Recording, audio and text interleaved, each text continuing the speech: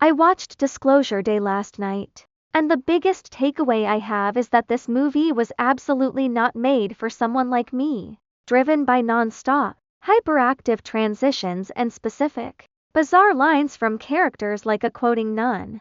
The film reveals far more about what it thinks of its audience than what it thinks of its actual subject matter, while others in the theater seem to tolerate it. I do not think anyone truly loved it. My biggest complaint is the incredibly lazy writing. The plot and script felt as though they were rushed together over a single weekend, unlike the slow buildup of suspense, wonder, and terror found in Close Encounters of the Third Kind. This film is a stupid romp of mindless spectacle sprinkled with occasional exposition. In fact, the best parts of the movie were entirely unintentionally funny. If you took a shot of tequila every time a character muttered, "What am I doing?" or "I don't know what's going on," you would not survive the runtime.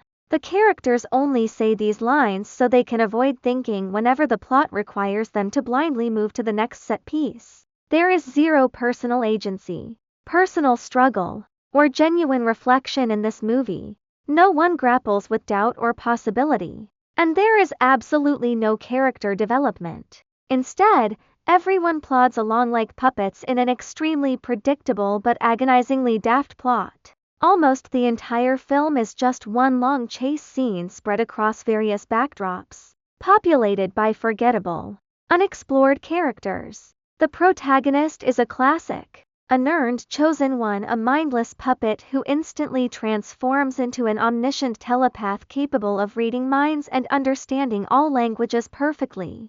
Outside of these unearned powers, she just acts like a manic addict with zero impulse control. Yet the movie fails to explore her motivations or what happened to her in any meaningful depth. Add in a completely unexplained alien device, a magical object that makes absolutely anything happen, held by the right person, and the shallow pool of lazy spectacle becomes undeniable.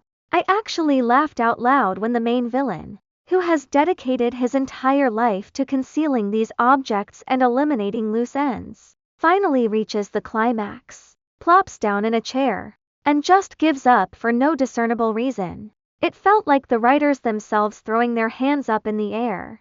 To top it off, the film ends by introducing an alien that just happened to be hiding backstage in a newsroom dressing room for unknown reasons. Was it there for years? Decades? I suppose I will never know or care. So, who is the intended audience for this? Judging by the bizarre inclusion of a nun quoting secular science communicators, it seems targeted at religious consumers with incredibly low attention spans. I have been genuinely intrigued by recent developments in real life around the topic of extraterrestrials.